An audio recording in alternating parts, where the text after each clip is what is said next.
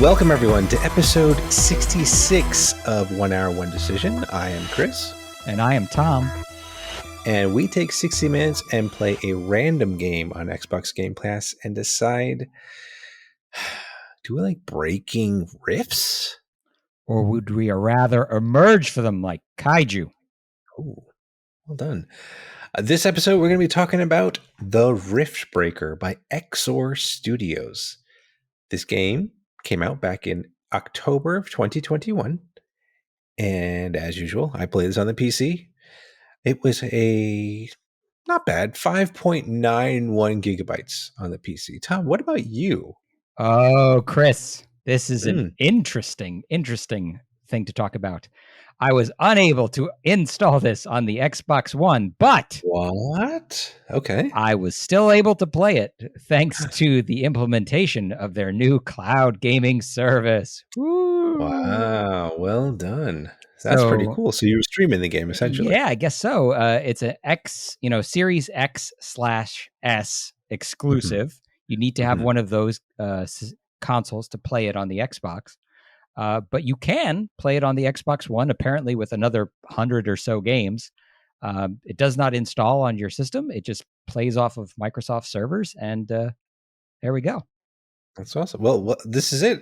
This is a first for us, isn't it? It is. I was very nervous at first because I was like, we picked this game and it says I can't install it. And then it said, but you can play it.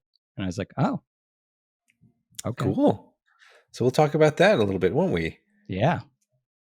Talk about how the experience was of playing a streamed game versus an install game. Apparently it's the future. Everyone's saying. That's true. So 0 for you, isn't it? 0. Yeah. Awesome. Just an internet connection. Yeah. Internet connection required. Says it on the box. the box that doesn't exist. Right. Oh my God. So what kind of game is this? Oh boy. Well, I don't like mine at all. I wrote action base building, and then I right after that I was like, no, that's not right. Isometric shooter mixed with RTS. Yeah. I wrote base building isometric Crimson Land shooter. That's for all you old people out there. Back at RPI, play Crimson Land with us. A Crimson Land shooter survival game. So I'm assuming, Tom, since you played with the controller, it was like a twin stick shooter, or yes, yeah, that's exactly how it handled on the controller. Yeah. So I played a mouse and keyboard, surprisingly, but I was like, yeah, it worked. It worked on mouse and keyboard. It's fine. Because I thought that this was more of a RTS than it was like a shooter, but I was surprised.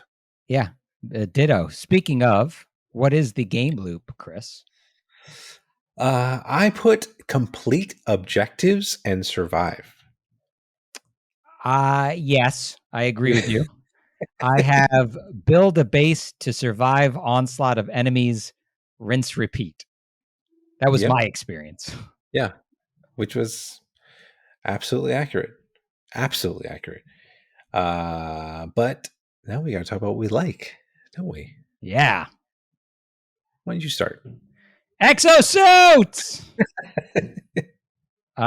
So I don't know if anybody knows this about me, but when I was a child, there was a program on television called Exosquad, and it was amazing, and I loved it. And I woke up early every morning to watch it before school. Yeah. And the protagonist of this game is sitting inside of an exosuit, like it's ripped from the pages of that show. So I immediately was like, "Yep, lore, I love this."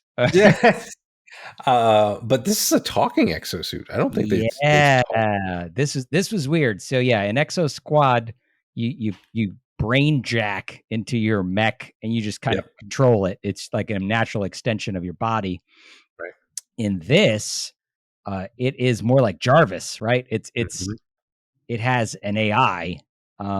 And I put that as my secondary thing that I liked a lot, was that the mech is basically another person. Like there's you talk to this character. They're another character in the game. So, and Exosquad, was that on UPN 9? I think so. Channel 9, it was, I right? think Yeah. you're right. Because they had some, they like UPN 9 had some bangers. I gotta say, they had some great cartoons in the morning when I was allowed to watch them, or I sneaked out to watch them. But yeah, yeah, Exosquad, good times. And then Curse of the Dark Water, is that Dark Waters? Yeah, Something yeah, like that. yeah. Pirates of Darkwater. Pirates of Dark Waters. I'm sorry, that was another good one. I thought this game was actually very pretty looking. I don't know how it was with you streaming it. Did it look pretty good still? Yeah, surprisingly, it looked and ran really well. Hmm. I thought I was like, man, this is gonna lag pretty bad. And Yeah, honestly, it didn't lag any worse than anything else that I've played locally on, on the Xbox. So, that's pretty impressive. I clearly it's optimized for the, Series X, Series S. I don't Yeah, know, you know, would my experience have been smoother on that? I'm not entirely sure, because right. you get swarmed with enemies, and that's really what's going to put something through its paces. Yeah. Just lots of stuff on the screen at the same time, and it handled it really well. Hmm. That's pretty cool. On the PC, I noticed that there was like settings where you can like have more interactable foliage and stuff like that, and ray tracing, Oh, which was pretty cool. Um, and yeah, while I was there, I was whacking every tree and thing that I could, and interacted with it. It fell apart. It broke apart. It was pretty cool to just be able to do that. And kind of piggybacking on your uh, mention about the mech being an AI, I like the conversation, like the banter that the AI Exosquad suit.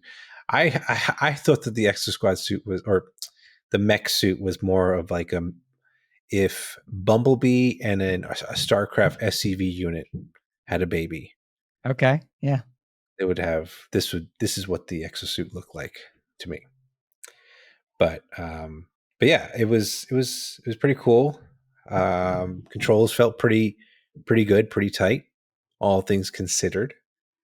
At least in the twin stick shooter part of things, I'll say it that much.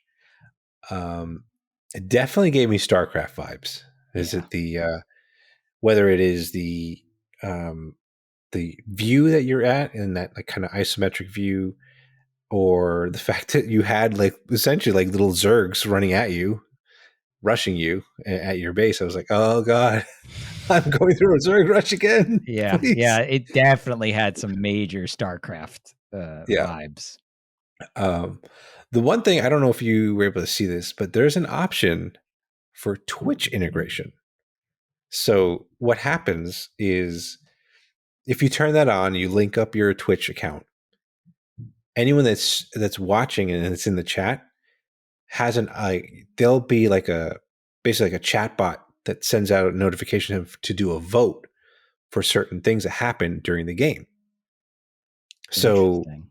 so yeah, like so the chat can essentially like bless you with stuff or punish you with stuff. So like where like there was one instance where um I was running around, and then there was a vote that came out. It said there's an imminent attack coming. Like, what do you want to do for the player? Thankfully, everyone was nice enough, and they told it to skip the attack. So the attack was just completely canceled. What? Yeah. So, but then I saw other options where they could like double the attack or something like that. Huh? And it was pretty crazy.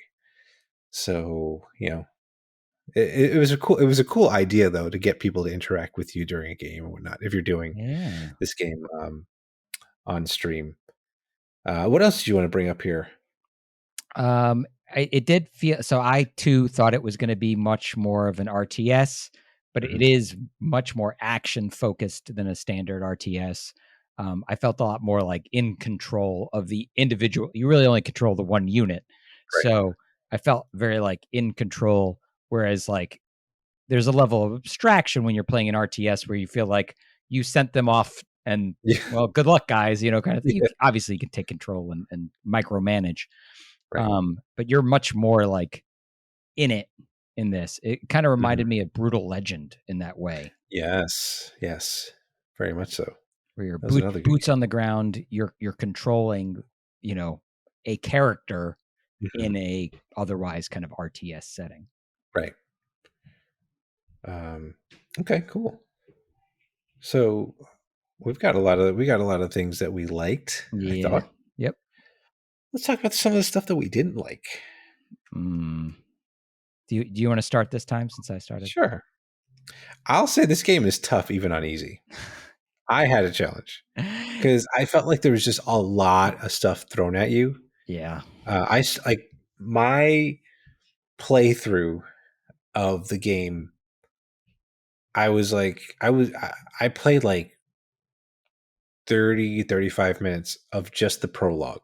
I was like, wait, none of this stuff matters because it's like, this is just gonna, like they said, I think they even said during the prologue, like none of the stuff that you do right now matters. It's gonna like restart, like when you start the campaign, Yeah. like, it just all goes white, it goes away. So I was like, okay, let me stop and go to the regular campaign. And then I went through that and I clicked easy mode, but I was still like managing bases and stuff like that as a single unit. Like, I was just like expecting to like be able to go to the mini map and just like control the area, but like, no, you have to actually physically take your mech and run over there to build and do all that stuff. The build, like, I think it was just like the UI, even though it wasn't too bad, it got a little confusing for me. Because there were certain times where like, oh, you need to do X, but then like something else would get on top of it, or like you had every other objective. So I was like, okay, what am I doing now? Like, what am I supposed to do? How am I supposed to do this? So got a little confusing there, and I was also confused how like the resource systems worked, like where, and I know they tried to explain it where it's like you have your electricity and stuff like that to power everything. You had the power, you have to deal with that, but then you had resources to like construct things, and then like you can only hold so much without doing like a store, like building a storage unit and stuff like that. And I was like, wait, what? All of this is going on while like, again, these things are attacking you. And I'm like, what's going on? Like, let me take a beat here. So I don't know. I thought there was like a lot of things to remember there. What about you, Tom? I had very much the same experience. So it's not just you, Chris. Like, I felt like it wasn't always clear what I was doing. I only played that prologue, You which, did. serves as your tutorial, right? Like Yeah. that's kind of the point of it. And it didn't do a great job of explaining a lot of the symbols and things. Yeah. So I spent a lot of time kind of like fumbling around, figuring out what my abilities, figuring out how to switch weapons. Like it just wasn't really explained at all. Mm-hmm. And there are a lot of things going on in this game. Yeah. This isn't a game where you have 5 buttons and it's like, okay, well, we're not going to teach you what the 5 buttons are because they're only 5. This was a game where there's like a lot going on and a lot to manage, and some of it's explained and some of it isn't explained. And as a consequence, I feel like I was being overrun and overwhelmed. Yeah. And if the game had kind of explained to me better, like how to do the things, it wouldn't have felt so like I was up against the wall the whole time. Yeah. I mean, I will say like the enemies didn't feel that challenge. Like when you went toe to toe with them, it didn't feel as challenging. But it was like managing your base, like having your base be self sufficient enough to protect itself, with the turrets and whatever other abilities that you can muster. I only built turrets. I don't know if there's anything else that we were able to add after that, but that's where it was like, oh god, like I gotta run over there and like repair everything and whatnot. That was confusing. I don't know if I don't know if it's necessarily a dislike, but the fact that when you tried to stream this on Twitch, it did not display the gameplay at all, which was hilarious. Which is interesting because it showed to me on the Xbox One that it was. Like it was on, it showed the Twitch on, it showed in Twitch said game is playing Riftbreaker. and I've got to assume it might have something to do with the streaming. Like the fact that it was not running off my machine is perhaps why that didn't work. Interesting. And I mean, the only way to, I guess, suppose test it is to, you know, try out some more games like this that are cloud streaming. Yeah. See what happens versus, you know, something installed on the system. Yeah. It's Microsoft, Twitch, get on that, man. They did resolve some of the Twitch bar though, which was incredibly annoying normally on the Xbox One. Like it takes up way too much space. But it is reduced in size now. Like it takes up. It's just kind of like the highlights of the, you know, just a couple of icons, which is good because this game's got a busy HUD. There's not a lot of room on the screen to have Twitch notifications blocking your screen. But thankfully, you know, I was able to find a place because it's not a big scary bar anymore. Good, excellent. I'm trying to think if there's anything else. It was hard for me to play this on a controller, and I think just generally speaking, not the action stuff, right? Like you said, when I needed to go out there and start beating up, you know, these Zerg creatures, it was easy enough to do. But managing that while at the same time managing this base building, you know, menu system, it was good. It worked better than I thought it would. Right. But it still wasn't great. Like it's definitely a situation where, you know, the mouse and keyboard seems like the way to play this game. Cool. And I did find the tutorial very challenging. I think I mentioned that, but what makes me think about it, and I'm glad to hear that you actually did play the game proper and that there is an easy setting, because there was no difficulty setting for the tutorial. It just is, right? And as a consequence, I was like, I think this game is going to be impossible. Like, if this is the tutorial and it's this hard, like, the game proper is going to be impossible to play. Probably, there was, I don't know if you had built like the teleport. Yes. The rift gates gate. The rift gates. Sorry, Riftbreaker, rift gate. I had to struggle figuring out how to use it. And again, I skipped through the whole like, this is how you use it. And I was like, yeah, whatever. And I was like, wait, like when things are attacking the other place, I was like, how do I do this? Someone on stream though did mention to me, how to use it, but it was still like, again, because it's just so much stuff going on, you're in a panic. You're like, how do I do it? What's going on? And you're in one base and the other base is being attacked. Like this is the kind of thing where like mouse and keyboard, right, or a standard RTS, you're like, oh, my second base is under attack. I'm just going to click over there and take care of it. Here it's like, oh no, I have to physically get there.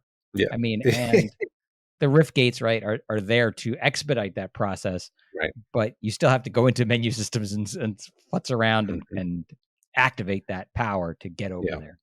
Yeah. Cool. Any other thoughts about this game? I had a lot of questions in my mind as I played it. Are there other mechs? Is it just the one girl and the one mech? Are there mech on mech battles like later on? Are there maybe bad guys who have these suits? And I'm curious just about the minds of the people who put this together, and I want to know if they liked Exosquad too. Nice.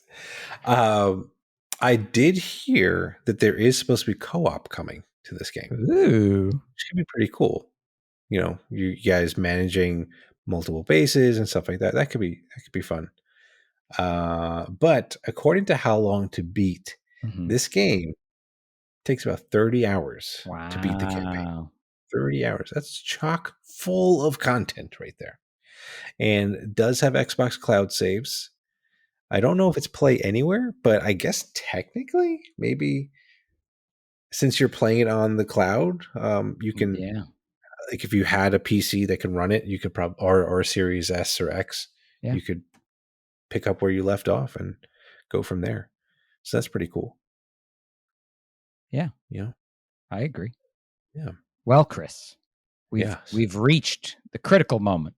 The critical moment. Where you need to tell me whether or not you're going to keep playing this game or not.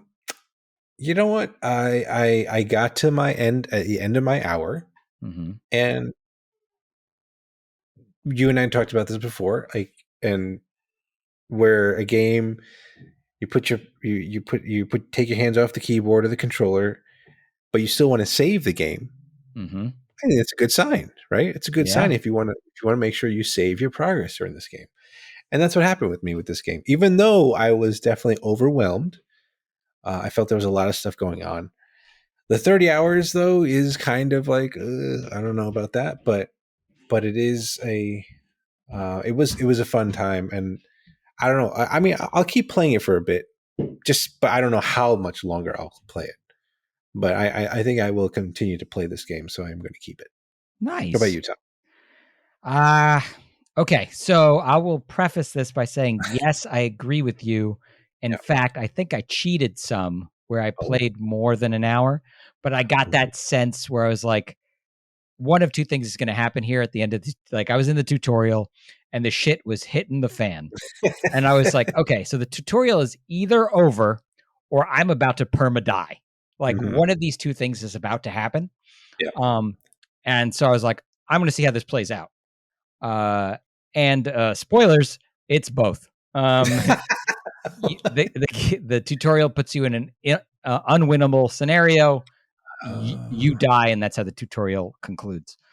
Got it. So I did not want to put this game down. I was like, I need to see how this plays out. Maybe I played an hour and 5 or 10 minutes or something like Yeah. that. Right. I apologize to everyone who is a stickler out there. Well, they couldn't see it anyway, so it Yeah, didn't. well, they don't know. Except that I'm blowing up my own spot. This is how honest I am. That said, I really had a hard time playing this on the controller. I did feel kind of overwhelmed and stuff the whole time. Yeah. I think that if I could be playing this on a mouse and keyboard, I probably would keep playing it because I do like the lore. Yeah. Like I really like the prologue as a tutorial, but it's also an in-use, simulation. Like Yeah. there's stuff going on there where like the developers are like, yeah, like this is this is a simulation. It's going to be the tutorial. But we in universe know that this isn't really happening. I was like it's a great sign for the lore of this game that the people are Right. thinking about this stuff as they're making this. But like I just did not have fun with the controls. I was like fumbling with them the whole time, and Yeah. that's enough of a deal breaker for me that I don't think I'm going to keep playing it because I felt kind of frustrated with my inability to control things. Yeah. But keep in mind though, you could if you really wanted to probably plug in a mouse and keyboard on the Xbox and play it. You know what, Chris, because I don't even have to uninstall it. Yeah.